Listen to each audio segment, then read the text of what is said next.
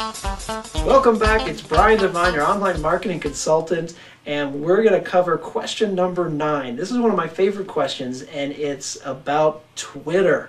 Hopefully you've at least heard of Twitter. So Twitter, the question that I get is, isn't Twitter really just for kids? I mean, can I possibly use Twitter to grow my practice? I can't imagine how that's going to work. And it's a very interesting subject because, quite honestly, I am not a fan of Twitter. I don't like it. I think it's just such a strange concept. But it really doesn't matter what I like. It doesn't matter what I think. It only matters what is happening in the marketplace and what is working today.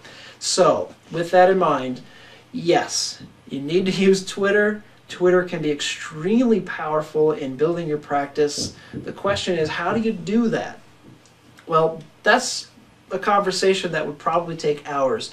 But let's just break it down to the core of what Twitter is and really what Twitter does and how it can build your practice. We're just going to skim over this here because, again, it's a very long conversation.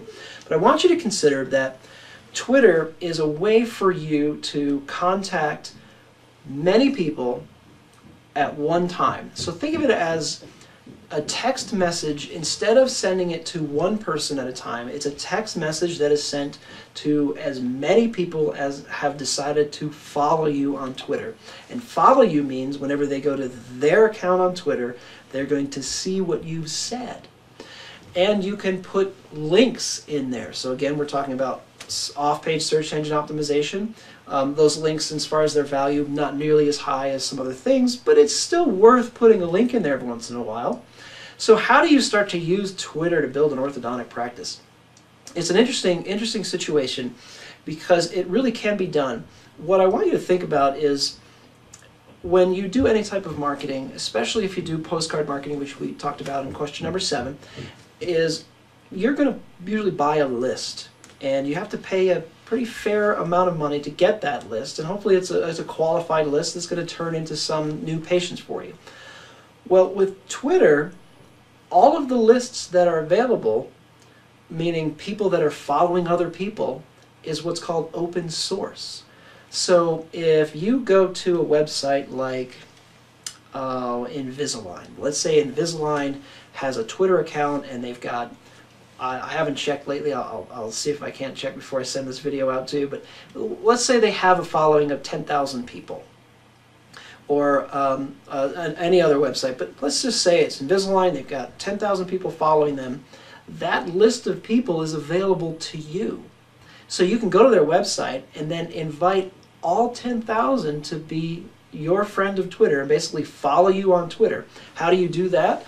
Well, you say, I would like to follow them. And right now, statistically, it's about 30% of the time, people that you follow for no reason other than, hey, he followed me, I should follow him, they are going to actually follow you back. So if there's a list of 10,000 on a website of people that you know are good targets for you, then you now just got 3,000 people on your list. So that's kind of one of the things that's powerful about Twitter. Now let's go in a different direction, and this is really interesting. I think people are forgetting about this piece of the marketplace when it comes to Twitter.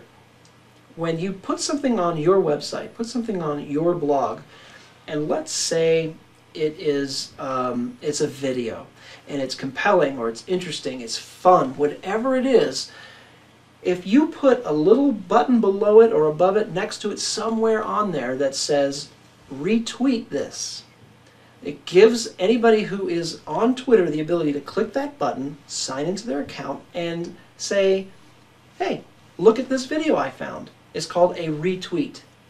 And it allows you to now have access to not only the people that come to your website and see the video, but every person that is following the person who is now coming to your website. I know it gets a little bit overwhelming when you start thinking about just how powerful this can be. So I want you to consider how that can work for you. So being on Twitter, do you have to be on there 10 times a day and telling people that you're eating lunch or that you're taking a quick little break?